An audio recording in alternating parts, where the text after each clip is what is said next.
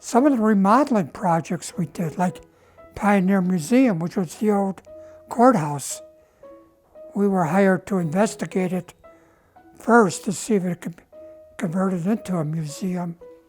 And we designed it to strengthen some of the floors and that type of thing. One of the, are you familiar with the old Briggle Pottery Building over at Colorado College? When they bought that building, they hired us. Because when they bought it, it was with the stipulation that the two big chimneys at the top, they were part of the kilns.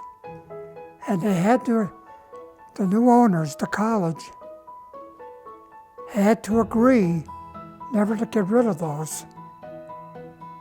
But they wanted the room. So they got rid of the kilns, and we were hired to underpin it with beams, take the kilns out, but keep the chimneys up there.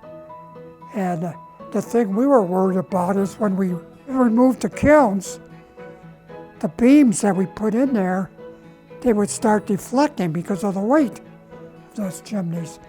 Well, we put screws, and we had a eye level, and as we took the kiln out, and those beams would start sagging, we would turn screws to lift it back up in place. I don't know if you're understanding this, but basically to keep it up in level. That was one of the fascinating and pretty challenging.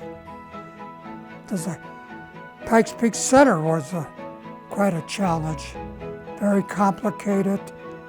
And I remember the acoustical engineer who was out of New York City. One day he threw a curve at us because we had the two stages out here and you got the two side walls. Because of sound bouncing off the walls, he didn't want the walls parallel. So he moved them 1 degree off. Well, that threw our whole design off, so we had to go back, redesign a lot of the trusses and that type of thing. That was a challenging project. It's one of my favorite ones I worked on.